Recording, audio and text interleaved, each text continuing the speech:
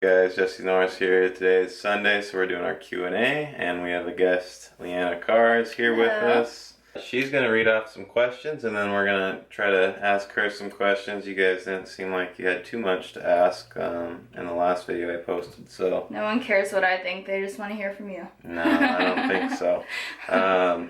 Michael, I had to drop him off this morning. I know you guys had some questions for him, but I'll try to address those in the future and just kind of give you guys that information. I asked him a couple questions this morning about his experience with Jesse for the weekend, and he had nothing but really, really good things to say about it. I mean, Yeah. like, I'm sure, just like, even like, as his coach too, like, it's something like that, it's somebody who's been inspired by you and, followed you for a while, not only like having you as a coach, but then being able to train with you. He was pretty excited about it. Yeah, so he was super excited. A super cool guy. It was fun to just get a chance to train with him.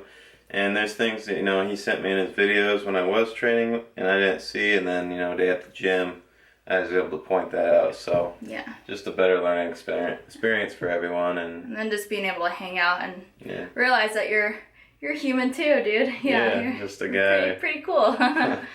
So yeah, let's go ahead and jump into it. All right, Bobby E. First question: could you talk about your failed drug test and being banned? Oh, well, this hasn't even been announced yet, so I'm not gonna say it. Anyways, me and Chris Gethin are gonna do a video on that particular subject. Banned substances, how the supplement industry isn't regulated, and there's a lot of bad products out there that you might not even know of. Obviously, the product I took, me just being stupid and not, realizing, that this was banned in the Federation, and I just kind of made my mistake and took it and didn't think twice. So, obviously, we're going to go in more in depth in that in the future. We're planning to do this video Tuesday, so I will address that for you guys. But for now, I mean, it's out there. You guys know what it is. Banned for stimulants. It's over in April, so I'll go back right to the USAPL and show them what's up and say, you know what, shit happens. So yeah, you're human too. You live and you learn. So I can't wait for that video though. It'll be a good one. So, all right, Corey. He has two questions. Okay, so what prompted you to engage in social media during 2015? And then, in addition to Worlds, what other powerlifting meets will you enter in 2016? Okay, so number 2 was easy. There won't be any Worlds because of basically my results from Raw Nationals don't count anymore at this time. So, but I'll find some meets to do. I haven't found any yet, but there are some big meets in the USAPL, and I'd like to go do that. So I'll let you guys know ahead of time what I'm doing, and if anyone's close, you're welcome to come say hi.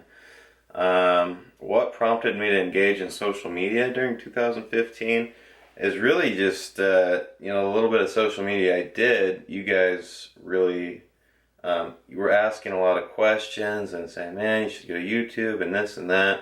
And I was like, you know what, I should. I'd be, I wanted to interact with you guys more, answer you guys' questions, get you some content, and just help you out. I'm not going to hide behind the scenes, and I'm the kind of person that wants to help, and that's pretty much it. It's simple for me. You guys wanted to hear more, so I gave you more. Awesome. And okay, so how much do you warm up for each lift on meet day vary from those during your typical training session? Honestly, my warm-ups are pretty much the same. I work up to 405 on my squats and deads for sets of 5. And then after that, my working sets are 495 and up usually. So on meet day, 495 and things, I'll hit triples and singles on my way up. And so typically my first squat is going to be around 700 for an opener. My last warm-up in the back might be 635 or so. Keep it pretty conservative. You don't need a whole lot of work. You just need to be smart with what you open with. So if you are having a bad day, then you're not going to go out there and look like a fool. So nice. Very good questions. Yes, that's all I could really find from you guys last week. Normally I tell you, leave your comments and questions in this week's Q&A so I can go back and, drive content for those questions. So please keep that in mind. So Q&A number 11 is this week. Leave your comments and questions here. Upvote any that you have and want answered. And I'll get those for you guys. So.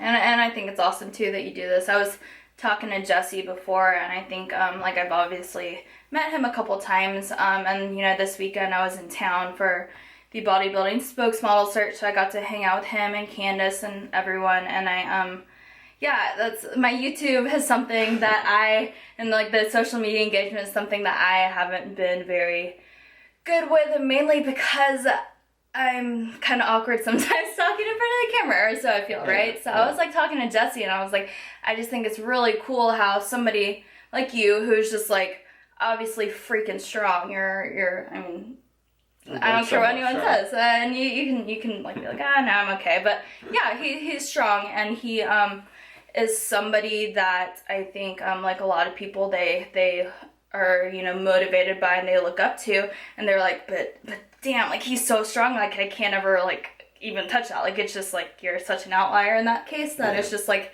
it's very admirable, and like you can't say anything else about it. But I think with his social media and like with him doing YouTube and stuff, and just like, and even like, you know, the whole situation that kind of came about recently with the USAPL, it kind of just shows people that like, you know, people make mistakes. Just hanging out with you the past couple of days, I can just tell that you're dude, this guy is like one of the most genuine like passionate people like I've ever met. Especially like you see him train, like you see his videos and stuff, but being able to watch him train in person, it was on a whole nother level, and there's a reason why he's the best in the world. And at the same time, like, yeah, definitely, like, I think it's awesome that you use your YouTube to be able to want to help other people answer questions. So yeah, you guys next time answer or ask better questions, because this guy, he just wants to help, you know, and that's something that I want to do moving forward as well. So it's a New Year's resolution. Good. Told Jesse to keep me accountable, but I want to start putting out more content as well. Awesome. So, yeah, so I posted her channel in my last video, yesterday's squat video. She was in it a little bit, pulling some heavy weight, probably more than you guys pull. No, I'm just kidding. But yeah. But actually. Really, no. Yeah, she's a badass powerlifter. She's, what are you, number one for your weight class in age, or number two? No, dude, Jen Thompson's definitely number one. So I powerlift. I'm in the 63 kilo class. And I do figure competitions too, actually. So I kind of definitely go back and forth. I wouldn't even say that I'm like the best in either sport, really. And people are kind of confused by that when I tell them that I do both. And so that was like one thing I kind of wanted to touch on. So yeah, I compete, and I'm pretty strong, and there's always room to get stronger. And I think that's a curse of all lifters. Like with the day you start lifting, you're just not ever going to be strong enough unless you're this guy. Right. But at the same time, I like doing both. And so for the bodybuilding.com spokesmodel search, I was at Raw Nationals, USAPL Raw Nationals. Bodybuilding.com was there. And I had heard about the spokesmodel search before in the past, but never really considered it, just because I think I identify myself more as a strength athlete. I'm a pro in the WNBF for figure competitions, but I kind of switch back and forth. But if I had to identify myself as one, I like lifting heavy. I like deadlifting, I like squatting, I like benching. And even when I'm prepping for a show, I do both. There's a lot of merit to lifting and doing the compound movements, like regardless of whether or not your goal is to be a powerlifter. So whenever I found out like about like, you know, the spokesmodel search, and I found out I made like top 5, I was like, oh shit, dude, this is awesome, you know. But then part of me was just like, okay, I took a pretty long extended off season, you know, obviously to get my strength back, you know, like to be strong, to progress, and like, you know, improve your lifts, you have to be eating, you have to be at a comfortable body weight, and you have to be healthy, and like, you know, dieting and like staying shredded all the time, like it affects recovery, it affects your joints, and it's not really conducive to my powerlifting goals. So that was kind of like one thing that, like, you know, going into this contest, I've been just kind of like thinking about. I'm just like, all right, you know, I'm definitely very different than the majority of the competitors in the spokesmodel search in the past.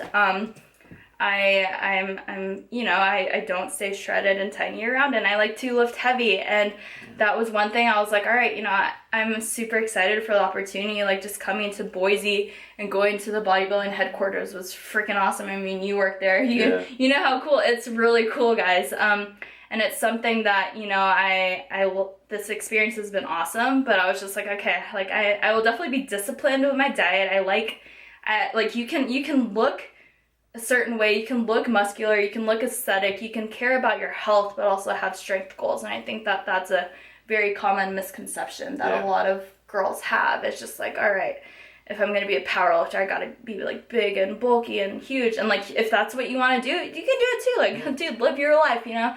And that was one thing that like I was just like, all right, prepping for this competition. I'll be disciplined with my diet and stuff for sure, and want to, you know, look my best on stage. But at the same time, I have other goals that I'm still, like, personal goals that I'm still trying to improve on. So, yeah, overall, it's been, you know, really cool experience. I'm excited. If you guys will be at the LA Fit Expo, I'll be there. Are you gonna I'll be there? We'll be there. We'll probably hang out. Yeah, she's gonna be on stage doing that thing for in 2 weeks? Yeah, 2 weeks. Oh, yeah, 2 weeks from now. So she's cutting hard, or pretty hard, and obviously she pulled 340 for a double yesterday. How'd that feel while you're cutting? I mean, what's your best? Yeah, so my best in competition is 350, and then I think my best 2-rep is 345. So yeah, so it's actually, you know, pretty. I mean, I was happy with it, especially like considering. So at nationals, I competed as a 138, but I was probably a true 146. And that's just like a very comfortable body weight that I like to be at in my off season. It's where I feel strong, like I have good leverages, and I'm eating enough to fuel my training. But yeah, so I think right now, since I've been dieting, it has been, you know, pretty, like I said, it was very, very like short-term diet. I was like, okay, I have 6 weeks. Like, I made this competition, I have 6 weeks to be in shape for it. So I did have to, you know, increase cardio, like be in a caloric deficit to be able to prepare for the show. So my performance, my training has, I will say, been a little bit on the back burner, you know, just because like with traveling, with everything else, and I don't have a meet right now coming up, so it was okay for me to like lay off of it a little bit. But for the most part, you know, I'm very happy. I tested actually all my 2-rep maxes this past week, and for the most part, my strength has been pretty consistent. It's held up, you know, and especially like my body weight right now, I'm about 133, which is the lightest I've been since last year. You know, and like on stage, I'm like 125 to you know, just put the numbers out there. So I'm tiny on stage, and obviously when you're dieting, your strength is typically affected by it, just because your leverage is changing, you're not eating as much, and your recovery is affected a little by it. Definitely. But other than that, you know, I'm actually very happy. Yeah. So that's great. Yeah, thanks. All right. I know we're kind of probably jumping around a little bit. I obviously don't want to make this video super long, but for you guys, obviously I'm here to help you. I like to help, you know, females as well, but I seem to be, you know, much more on the male population. So Leanna, I definitely understand, like, you enjoy helping ladies and just helping them towards their goals and seeing themselves for who they are. And I know a lot of girls in the fitness industry seem to have more of an image problem, probably. Yeah. So I can definitely understand that. Even myself, I have like an image problem sometimes. You know? And exactly, and that's like the thing too. It's just like, it's unfortunate because, you know, the majority of us who become involved in like physique sports or like just like the fitness industry, right? Like you start with a goal to lose weight or like, you know, just feel a little bit more comfortable in your skin. And then, like, you're working hard and you're probably in the best shape that you've ever been in, right? But unfortunately, it's a lot of times when you become the most critical of your bodies. And, you know, especially girls post-show, like, it's so insane that, like, you know, these girls live a healthy, fit lifestyle. You're promoting health and then just, like, competing or, like, you know, just doing things in a way that's not sustainable. It creates a lot of just dysmorphed body image, like, problems that they didn't have originally. And, you know, like, the mental aspect of health is just as important as the physical.